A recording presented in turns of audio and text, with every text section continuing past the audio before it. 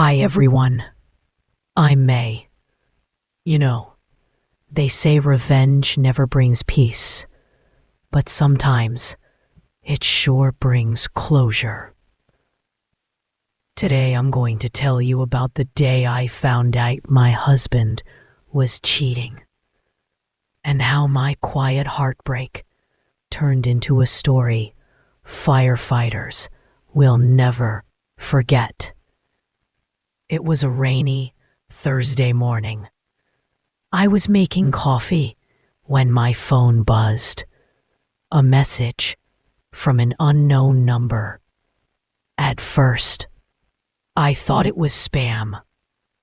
But when I opened it, my heart dropped. There he was, my husband, Daniel, smiling in a photo with her. They looked so comfortable, like they'd been together for years. I didn't cry. I didn't scream. I just sat there. 25 years of marriage, and this was how I found out. That night, when he came home smelling like perfume that wasn't mine, I knew I couldn't just let it go. The next day, while he was at work, I did some cleaning, and that's when I found something hidden in his drawer. A small bottle of lube, and suddenly, an idea, a terrible, brilliant idea, sparked in my mind. I went to the garage, grabbed a small bottle of industrial strength adhesive, and carefully swapped the liquids.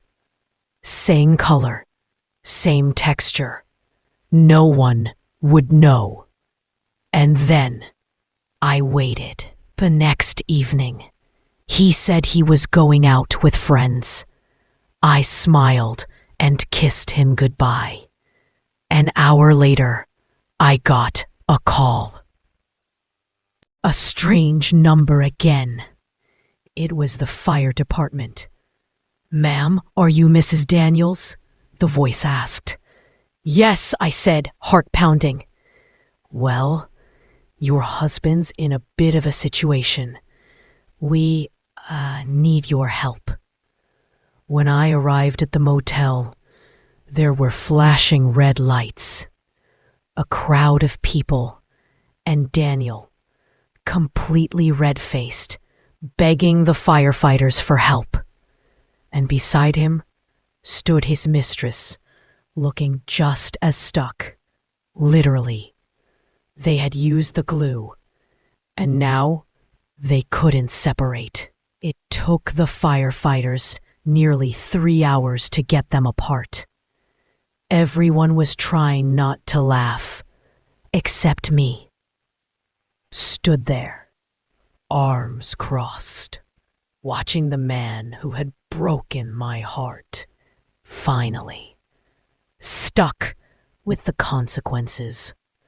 When he saw me, his face went pale. "May, Don't," I said. "You made your bed. Now you're glued to it."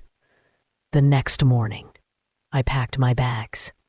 I left him with the bills, the memories, and the scandal. It's been 2 years now. I live by the coast, spend my mornings painting and my evenings reading. Do I regret what I did? Maybe a little, but I also learned something. Sometimes pain makes us do crazy things, and sometimes those crazy things set us free.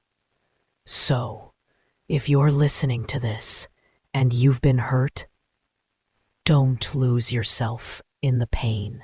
Heal, grow, and when you're ready, forgive. Thanks for listening, my loves.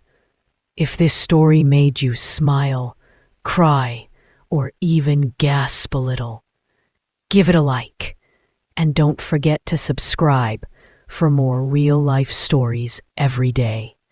I'm May, and this was my sticky little secret.